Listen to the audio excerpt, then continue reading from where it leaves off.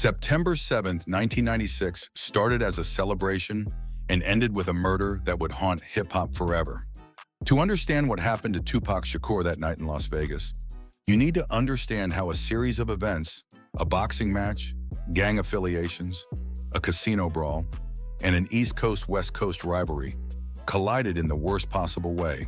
The Mike Tyson fight, a celebration turns deadly. Tupac was in Las Vegas to watch Mike Tyson fight Bruce Seldon at the MGM Grand. This wasn't just any fight, it was a major event attracting celebrities, high rollers, and plenty of entourages. Tupac came with Suge Knight, the CEO of Death Row Records, and the Fa.pacaveli Bloods, a Compton gang that Death Row had deep connections with.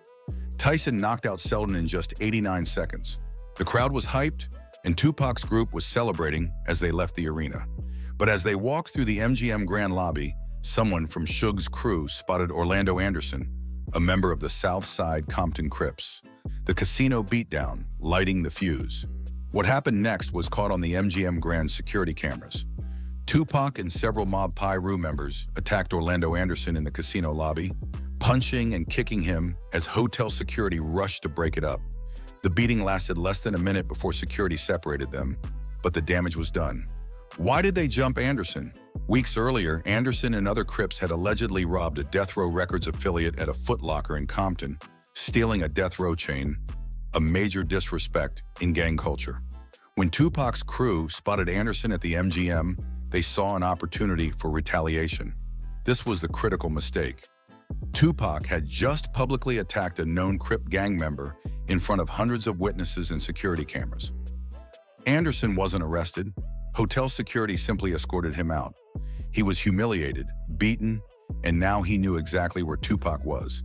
Fa.pacaveli gang affiliation, more than just music.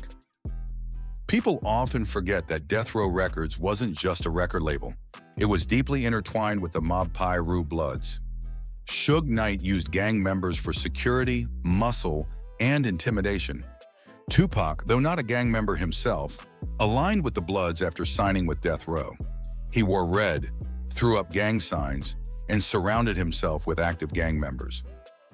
Yeah, you asked him about me. You asked him about the blood shit. Oh, okay, so I brought up that you were like probably the only out-of-town dude to actually get jumped in and do it the right way. I did. I don't remember. But then he brought up, when I said that, he brought up Tupac, and he called some guy from Fa.pacaveli who said that Tupac actually got jumped in. He did. Also. He did.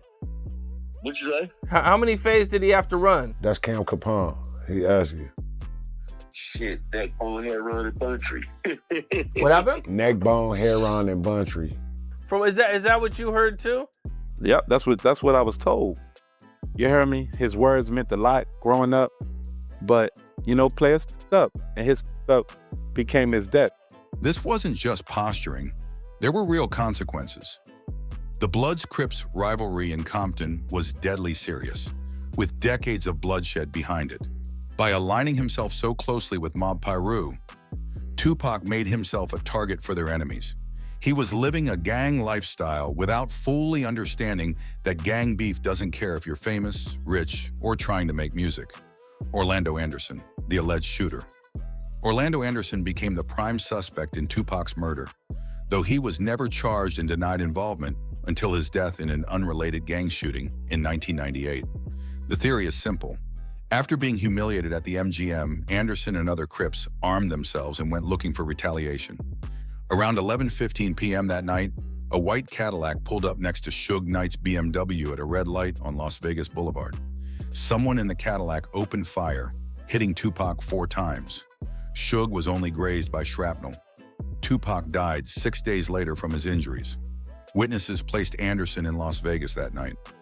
Police found evidence suggesting Crips' involvement, but Anderson had an alibi, witnesses refused to cooperate, and the case went cold. Tensions were already sky-high. The MGM fight didn't happen in a vacuum. Tensions between East Coast and West Coast hip-hop had been escalating for years. Tupac believed that Sean Diddy Combs and Notorious Big had set him up during a 1994 shooting at Quad Studios in New York, where he was shot 5 times and robbed. Whether that belief was true or not, Tupac went to war. He released Hit 'Em Up, one of the most vicious diss tracks in hip-hop history, directly threatening Biggie, Diddy, and everyone associated with Bad Boy Records. Death Row and Bad Boy became more than rival labels.